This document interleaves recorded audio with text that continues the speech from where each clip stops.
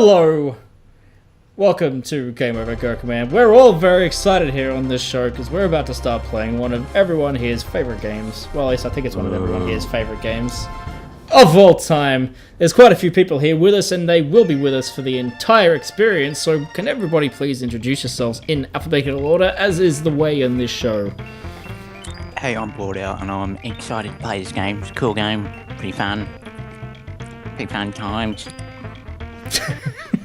I'm Carbon Water and I'm also excited about this game.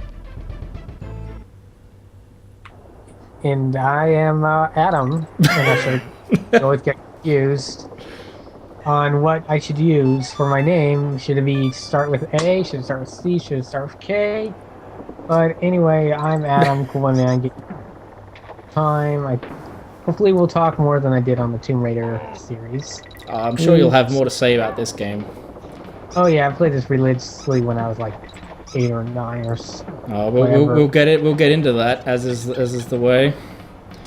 Hey everybody, it's Jess or Mir. Oh, that's it. What do you want me to say? I don't know. I'm a Let's Player and I make game reviews. I make video game videos about video games. Oh, alright, so this is the first game in a new series, as that's the case, and because this is a game that everyone's very, very familiar with, we're going to bring out the old list of topics and that for each episode to keep things organized and to stop everyone talking over everyone. So, as is often the case with these games, we're going to go around in a circle, and everyone's going to tell us about it, their experience with the game, and if they finished it, and if they have any specific fond memories from this particular time of their lives. Same order as we introduced ourselves. Same order? To avoid Okay. confusion. Well, this game out of the whole trilogy has got to be the best one, and I think everyone can agree with that. Yes. That little statement there. The music in this game is fucking amazing. The level design's fucking amazing. The graphics fucking amazing. Everything about this game's fucking amazing. And I like the stages in this game. They're really good. Don't really know what else to say, but I guess we can dabble into that. I'll show you my favourite stage when we get up to it. I'm excited for that. Secret. So yeah, there's a lot of good fucking things about this. The bosses in this are a lot better compared to the first one. The first one was horrible, but these ones are great. So this game's good. So I'm assuming you played this with your brother like you did the first one. This was what you played when you got home from school. Yeah, we'd take turns, but I'd pretty much just sit there and hog it and just be like, no, that was an accident. I didn't mean to die. It's not your turn yet. I remember doing that with my sister. So yeah. Yeah, good times.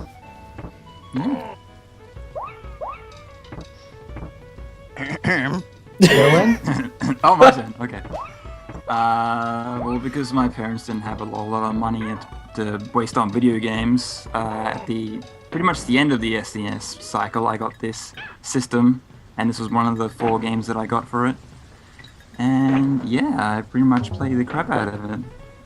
I did get stuck at a couple of points during the game. I'll point those out once we get to them. And I was like, no, I can't beat this game, it's too hard, no. And I eventually just came around, just tried, and then I beat the levels and I beat the game 102%. Oh, you're the 102%. So I'm better than you, so there. Well, I got this Christmas of '95. Grandmother got it for me. She always got me the expensive video games. And I just played the crap out of this because it was a good game. And this is the game that really got me interested in Rareware for the first time. I started taking notice of this company called Rareware and started to collect the games that they made. Most of were okay around the Super Nintendo. And I got stuff like Ken Griffey Jr.'s Home Run or whatever, even sports games like that. Yeah. And it was in the clearance bin for $3, and yeah. So this got me interested into rare games, and I followed them up until now. And I'm not really following them now for obvious reasons, but I should say I'm following the talent behind this game. There you go. Hey, Jess, you're next. Yeah, I know. I was making sure he was done talking. I never owned this game myself, like at home, because we never actually had a Super Nintendo for very long. Like we didn't get it, like whenever it came out. You know what I mean? We had it closer to the Nintendo 64's release than anything else. But my dad had it, as he had the first Donkey Kong Country game.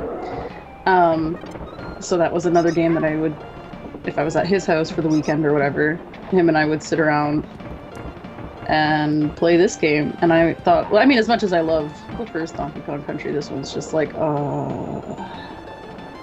everything about it. It's great. I guess that leaves me, doesn't it? I, much like Jess, never owned this game because I didn't have a Super Nintendo. I did, however, have the Game Boy port, Donkey Kong Land 2. That was the very first. That one's harder. Yeah, I reckon it's harder than this one as well in a lot of parts. Really, even though they have the same level names. Still, Yeah, the level designs, everything are different. It's really its own game in its own right, with its own level design based around the limitations of the hardware. But you know, it was a good platformer, and I got that with a Game Boy Pocket for my very first game. But my cousin had this, and I remember going to my grandparents' place like at Christmas time, and my cousins would be there, and I remember sneaking out in the middle of the night when my grandparents were asleep, and trying to play levels like Bramble Scramble and things like that without, you know, we'd actually put a sheet over the TV so that the light from the TV wouldn't go into their bedroom to let them know that we were up playing it. And yeah, this even it's amazing how much nostalgia I can have for this game, considering I never actually owned this particular version of it. But I very much, yeah, so many things from this game just like immediately come flooding back in my memories whenever this is what I think of when I think of Donkey Kong. And it's much like everyone else here. I'm guessing this is everyone's favorite game in the series? Yeah. Pretty much, yeah. No, it's my favorite game ever. Yeah, get it right. Yeah. The Citizen Kane of video games. So, well, I guess that's everyone's experience with it. So I guess instead of... talking, huh? Yeah, I guess we should all just enjoy this music. This is one of the tracks that was remixed for Donkey Kong Country Tropical Freeze. Yes. Oh my god, and it's so amazing. Yes, just remember... Yes, I haven't played it either, even though I own it. But I remember, Sean, you were particularly happy with the rearrangement that they did for of this track. Yeah, they did some pretty good takes on the old school tracks. Pretty cool tributes to that. Well, is it really a tribute since David Wise did it himself? What, did he actually remake them himself? Yeah. Yeah. Oh, really? Yeah. Well, there you go. That's even better. I didn't know that. I thought they were just, little tributes by other Nintendo. No, the people. first one was, or the Donkey Kong Country Returns music was done by a Japanese guy who is the guy who composed all the Metroid game soundtracks. Or maybe it was just Metroid Prime that he did. Oh. But, So David Wise composed everything in this new one. Yeah. Yep. With assistance from this Japanese guy. See, that's good. I like that. Yeah, no, that's good. Because I don't know what he'd been. Well, I guess we might as well just talk about David Wise for the rest of this episode. Also, this is Ratley, one of the new animal buddies for this game, and he's shit. I think he's shit. The best Yeah, because he hitbox in the didn't come game. back in the third either. What kind of noise?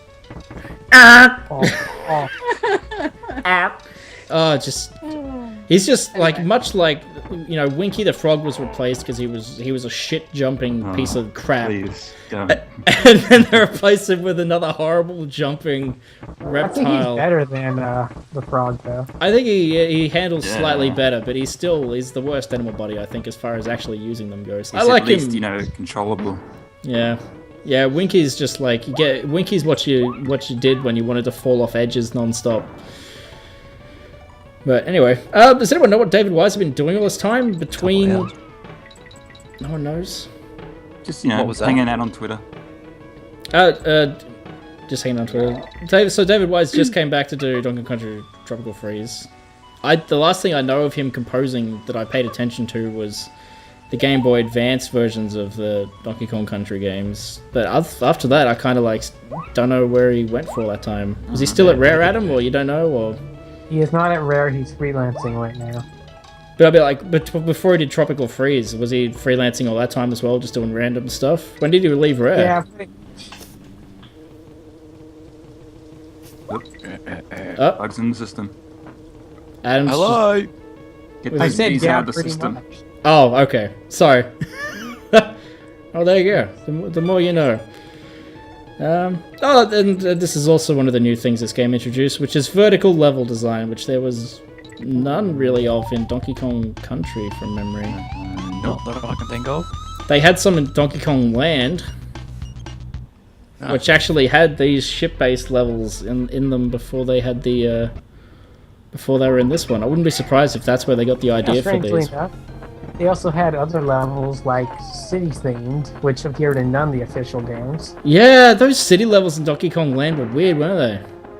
Everything Yeah. about Donkey Kong Land feels really, really strange and weird, and the controls are weird, and And you couldn't see because there was no backlighting. You know what's going yeah, on. the game, like, they didn't tone down the complexity of the sprites, so you can't even fucking make out anything that you're looking at. Yeah, these boss fights are great in this game. I always thought that instead of looking CG, that bird guy, what's that Necky's name? Necky Pirate Man? Something like that. Bird neck. Bird neck. I always thought he looked more like claymation than he did CG, which is kind of funny. It does. Good. That was just me, but it was a good fun boss Little fight. introduction. Yeah, well, I love all those wind effects and the different layers of cloud and everything.